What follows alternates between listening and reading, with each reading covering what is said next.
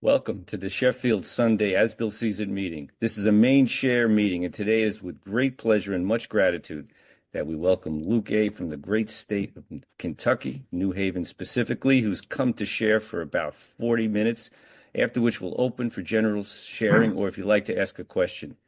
Thank you, Luke. It's wonderful to see you, and the floor is yours. Luke Armour, alcoholic.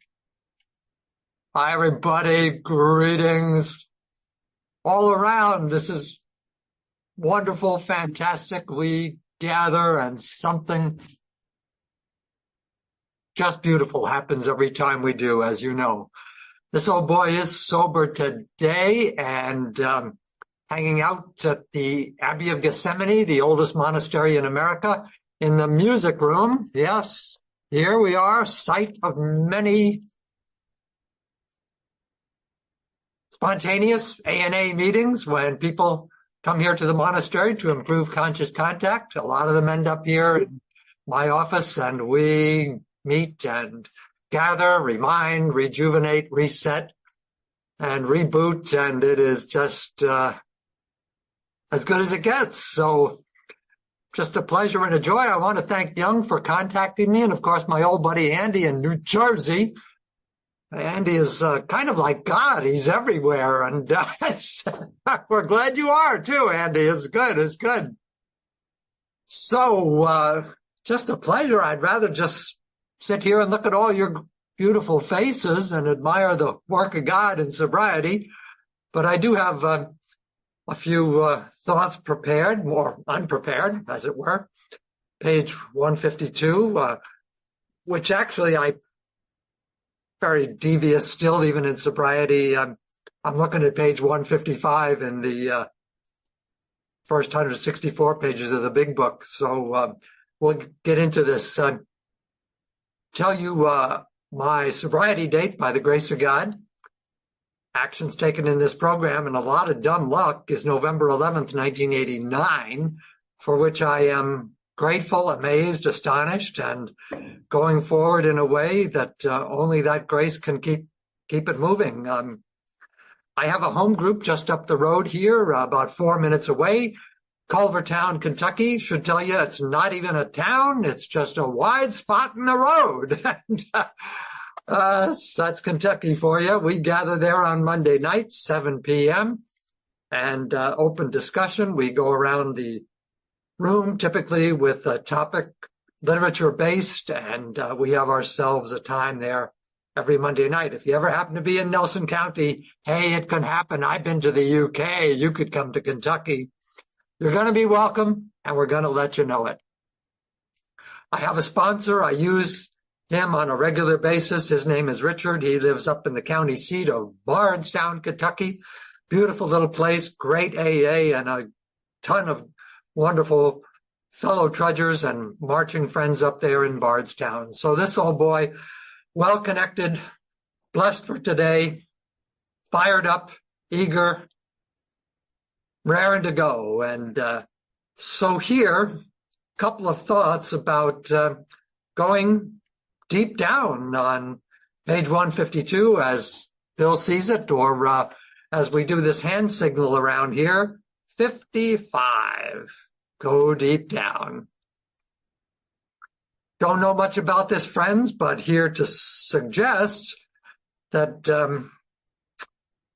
I suffer from a disease which only spiritual experience will conquer. I'm by no means cured, as anyone who could tell you who knows me. This boy better stick with it. Need a lot of reminders and have to stay close to the power of God, have to go deep down to find that power, also have to remain in vital, life-giving conversation with you, my fellow travelers, not to suggest for a second this is anything like a chore or a burden. It is a privilege and a joy, and I get to do this every blessed day. A greedy drunk who wants all the benefits of being an active member of Alcoholics Anonymous, who is keeping sobriety above the horizon as a real piece of business today.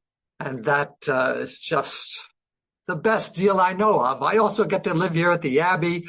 I get to direct song. I get to be God's guy as a Trappist monk, living, working, praising, growing, becoming, everything good. The two programs, so to speak, have just interwoven so closely and so perfectly in God's design. I could just shout for joy. In fact, do so rather frequently. Yes! And loving it more every day, folks. So, going deep down, or as I like to say, moving to center. There's that great question on page 53. What is my choice today? Is God going to be everything or nothing? I find that fascinating that they leave the question up to me, so to speak, when back on page 24 they said, I have no choice about drinking, that's done. But I do have a choice today, so to speak, about going to center, claiming the power. Book tells me on page 45 that this work is all about finding the power by which I can live. The question is how and where to find the power. Absolutely love that. In the great, wonderful, mysterious, loving, caring plan of God, it's as if He, the Almighty, is waiting at the last place I would think of looking. And that, of course, is deep down inside. And I have that clear-cut direction, reminder, nudge, as we say in the Bronx. I am from New York City originally. Nudge to go there deep down often, daily, frequently, and so that I can claim the power, and not only claim the power, live from the power. To find the power, to claim the power, is to be living in the light, in the love, in the care, and to be a spearhead of that care, that loving kindness of God to everyone I meet as a sober guy on duty today. And this, my friends, is sobriety in its fullness for this old boy, and just what consumes me while there's breath in my body. So, for you and me, all of us who cherish this miracle of the one day's reprieve and the grace of God and the gift of sobriety, this wondrous, wondrous gift, relief, reprieve from active alcoholism, growing into the spiritual solution, finding the power greater than ourselves, deep down, moving toward it, living in it, working from that center where the Creator dwells in us in a way that is miraculous. I'm here to suggest, friends, and from my limited experience, this is nothing than a breath of life, tremendous gift, gravitational pull by the Spirit of God. Go to center, go deep down. That's to suggest that our moving in from the edges of life, we'll talk about that, and away from the surface of life's many distractions into a new place of light, of resolution, of clarity, of love, where God abides, the power, the love, the light, and bestows that power, new life for today, for sobriety's action and renewal. It's not just a steady urgency given by God, but I think it's also an irresistible drawing force that's unlike any other force I know in my life today. Let me try to discuss this with you poorly, I'm sure, and fleetingly, but tentatively. But I want to try to share with you how I track from the edges and into the center, or deep down, as page 55 expresses it neatly, and page 152 as Bill sees it. I'm here to celebrate that trip with you, dear friends, and examine what the compass or the guide that will bring you and me to that light, to that love, to that wonder, to that reassurance, to the God consciousness, to the power, what that might be.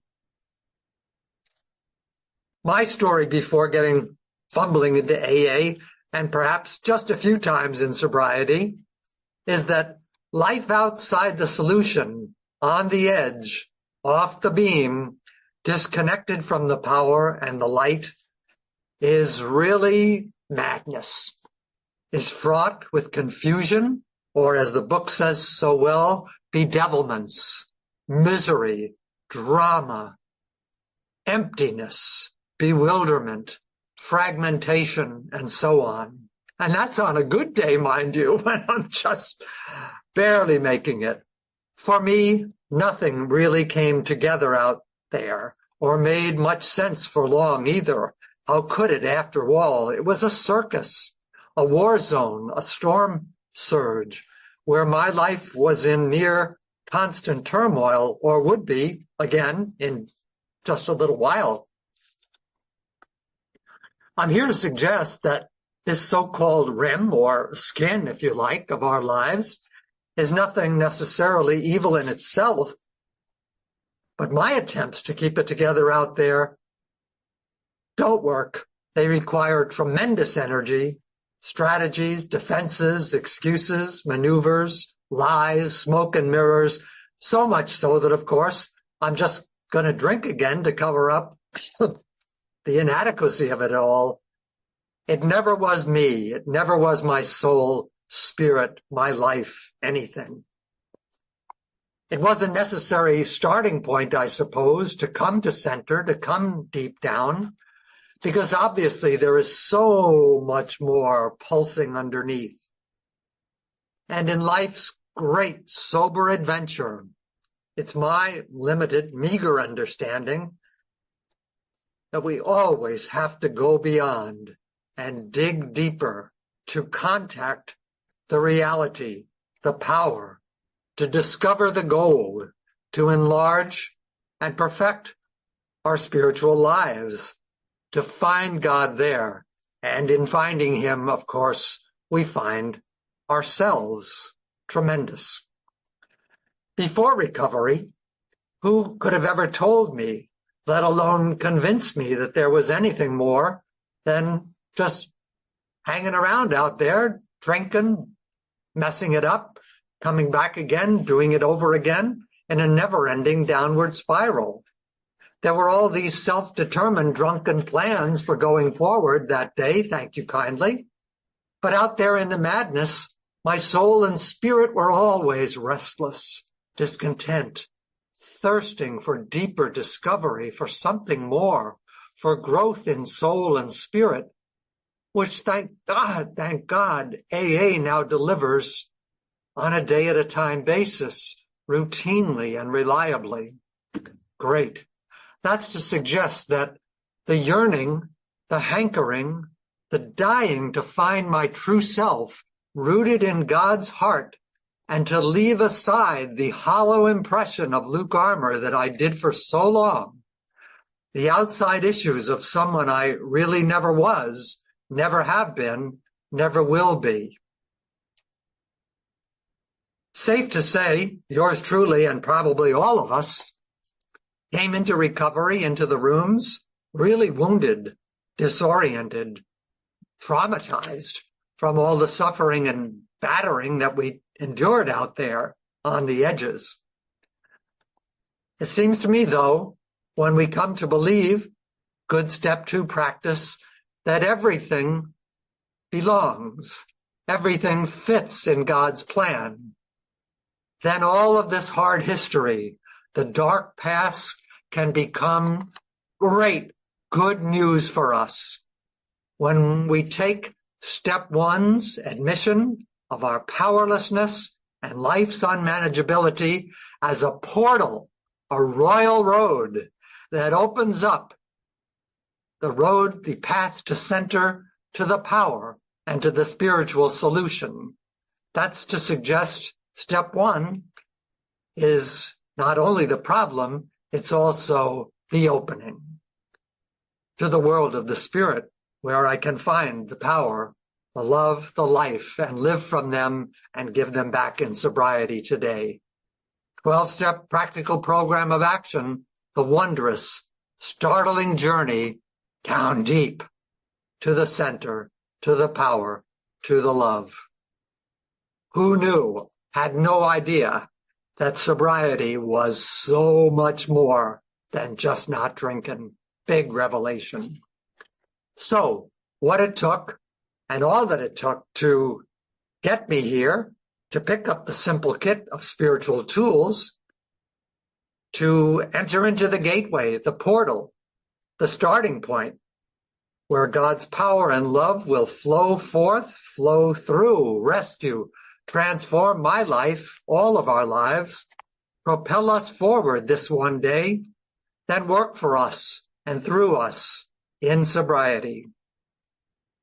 Best as I know, the movement from the edges to the center, down deep, is called spiritual awakening as a result of these steps. And we recovering persons get to make this trudge together through working, practicing, living the 12 steps of Alcoholics Anonymous. And of course, through meeting regularly to remind each other to do so, to stay on the course, to go to any length, to share these gifts of experience, strength, and hope on a regular, growing, in-depth basis, so that we will not forget, disconnect, and get back out there in the weeds. It could happen only too easily. So that thirst that once drove me to drink is now revolutionized, all turned around, repurposed, so to speak, to create an impulse, a yearning for the true life, and a desire to move away from, let's call it, unreality, away from alcoholism, away from all that is false, harmful, unworthy of this one day's active reprieve, from all that is not God, that is not his will, that is not his intention for my life today, so that I can begin to realize that everything, even perhaps especially all the brokenness, all the madness, all the trauma and shame, prove only too well, too perfectly, too creatively that I cannot, never could, do the job by myself. This is great good news, of course. So, with this experience, this consciousness of the power and the presence, these directives, the clear-cut directions, 164 pages of our book, and with you people, a field full of cheerleaders to keep the focus and energy going for this poor old guy, I'm ready now for the grace of God to take charge and to lead me along the right path. What is that path? Go away from the edges, dude. Come deep down into center where I can surrender my way of thinking and doing for today, for his new and better way. That's good. But oh, brothers and sisters, it's a conundrum. The off again, on again quality of all of this. At least that's my story. You might be on it. I'm not. The voices of active alcoholism and so many other messages do their never-ending best to discourage and distract this old guy from moving away from those margins and into the center of truth and wholeness, into that solution of spirit and life. These voices cry out, your happiness and fulfillment are out here in this fancy gadget, doodad, or in some new person, or in some exciting experience, a trip, a journey, or, of course, in a drink or a drug. Constantly enticed, bombarded, seduced by the diversions, the sweet, sweet voice of the fundamental lie. And it's too doggone easy to believe it and to go with it. Scary business that keeps me sober today from sheer desperation. So yours truly is here to report that I need to be taught, retaught, taught again, need reminders like I need my next breath of life to see, to remember, to reboot, to reconnect, to snap out of it, to strive for the work of 12-step recovery, and to remember the value of our program's first tradition along the way as a vital reminder to hang with you and encourage you the way you do me, to stay focused, to keep on the path, to order my priorities, to stay centered deep down in the power and in the love. Not only that, page 62, a potent and sweet reminder how much I have to have God's help. You might almost think that was a truism or something, but for me it has a way of sounding fresh and exciting, brand new every day. I find his help, I find his grace channeled directly through daily living. Get this. I find his grace, I find his love in every circumstance of my life, in my humanity, in my incompleteness, in my confusion that still can go on too easily. Yes, with being me today, with all its possibility, all its defects, shortcomings, poverty, not making it, fragility, and so on. That's my story. I think it always will be. And I'm really good with that for today. So that life on God's terms feels like a never-ending, now what do we do about all this? And what are we to make of that kind of exercise? And for its meaning to become clear, I get to keep picking up the basic tools of the AA program. Humility, open-mindedness, willingness, for example, great tools. They're right there for me to begin anew, to open up, to wake up, to come deep down, to center right now. What's the best time to come to center? Now! So that's what works for me, friends. Always and only needing to ask God today, every day, for the gift of his grace, of his presence, of his consciousness, of the certainty to recall that my Creator has entered my heart and life in a way that is miraculous indeed. And more than that, I can be certain that he's eager to help, wants to be my peace and wholeness, my life, my salvation, my source, my guide, my goal, and my center deep down. He wants to send a flood of light, direction, encouragement. He's got the strength, the experience, and the power for sure, and wants to bring it to a perfect resolution in this poor old trudger, and in all of us, I'm sure. Seems to me he's just waiting for us to ask and to open the door. There's a great Southern author, William Faulkner, who suggests that God is a Kentucky gentleman. How about that? He does not come where he is unwanted.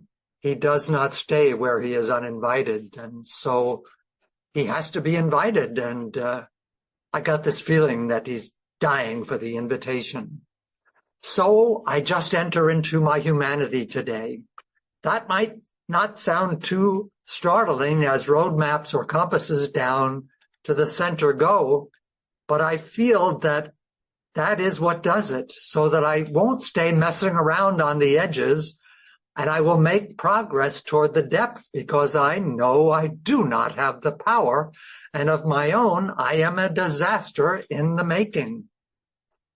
So, deep down, I will wake up by the grace of God for today. I will snap out of the trance of my indifference.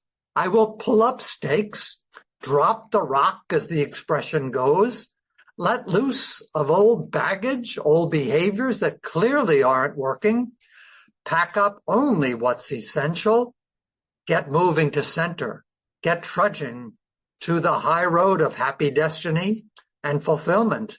Take action in our program that I might not agree with or imagine that would be helpful, but I'll do it anyway because you say so.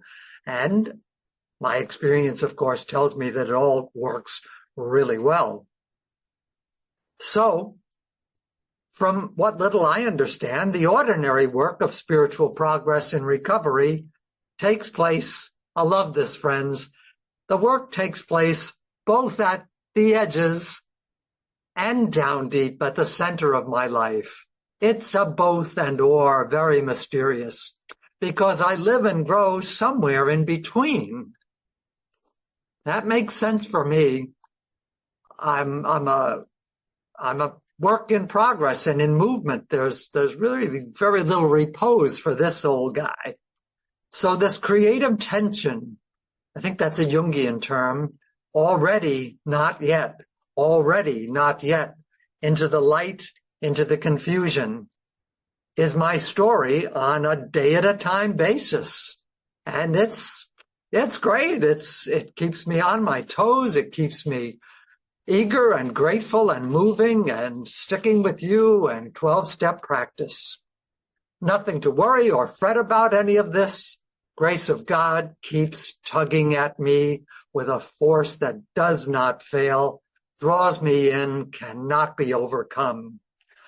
I accept the terms of my humanity, cheerfully acknowledge that I am just fumbling around in the dark on my own power. I ask God's Spirit to take me for a ride, to take the wheel and to bring me to center deep down. Yours truly, a really slow learner, very content to accept the notion, the truth that this is going to take my whole lifetime. I am never going to be there. There's no putting Humpty together. And of myself, I'm just making it. So that's the richness, that's the reward, God's grace, and meets my need and poverty. And I think it's a terrific proposition and equation. And I'm going with it, friends, to live deep down, to take that spirit, to let God be all in all for today. That's my invitation, my opportunity, and so on. See how I'm doing time-wise. Fairly well. Just let me, for laughs and for fun, and because I can do this, I guess, what do I look like when I'm moving to center? How does that look? How does that sound when I'm sobering away, when I'm connected with the power, when I'm rooted in God and His perfect plan and not in anything? Well, I can take chances. I can be creative because I have no agendas myself, no demands for what has to happen. I don't have to be right. I don't have to prove anything. I can be kind and loving pretty consistently, not perfectly. I can move away from fear. I can get done what needs to be done. I can tell pretty well what's important, and I don't have to waste much time debating what is and what isn't. I try to listen to the voice deeper than my own and stay centered in my true identity, who I am in God today. I don't have to fix, manage, or control what goes on out there at the edges, what anybody else is doing.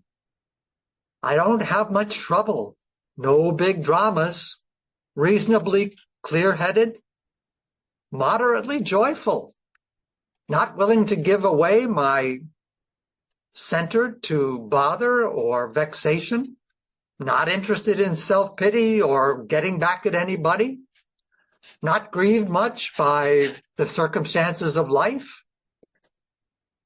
I can live with them calmly, even take a certain delight in the comedy, see the humor, the treasure, the purpose in everything that comes my way.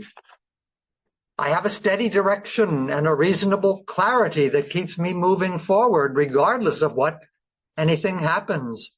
I keep life reasonably simple, and I'm content for the most part. I can be detached. I can try to benefit from so-called adversity. There's tolerance and love in the AA code, my mistakes and shortcomings, yours, everybody else's. And so I want to live and let live while there's still time.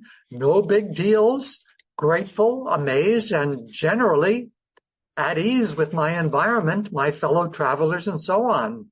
I want to keep it moving and keep leading the way forward, such as it is. So that's what I think centered looks like for me. And I could take just another minute again for laughs. When I'm not centered and out on the edges, what do I look like? How do I come across? Well, I can be tough to live with, large and in charge, defensive, territorial, hurt, offended, touchy, frustrated, bored, smart-mouthed, headstrong, superior, phony, pretentious, unavailable, intolerant, evasive, indifferent, resistant, stubborn, stingy, careless, and so on, easily angered, inconsistent, stuck in the past, anxious about the future, closed-minded, and thoroughly unattractive in many other ways. So if I'm honest about it, friends, I'm a combination of all the above, I guess, on any given day. And that's my story. It's just for me I don't think you're going to send me home or send the AA police after me. I'm just telling you what it looks like for Luke Armour today at the Abbey. And so I just want to keep moving on the path to the center, deep down to the power, and continue to recognize all that's unfinished, unenlightened in me that begs for God's grace and transformation like a magnet. And I believe that my higher power is going to come rapidly, cheerfully, immediately. So resting in God, asking his direction, trusting the plan. Friends, I find a safety, a permission, a direction to be who I am, all that I am, which isn't much, more than I am, less than I am, whatever, and to engage for today enthusiastically, soberly, in all the tasks of love and service that God presents to me, which to my mind are the only ones that amount to much for a sober guy on duty, just like you and me. Sending sober Kentucky love to each and every one of you, and thanking you from the bottom of my heart for letting me share this little bit today.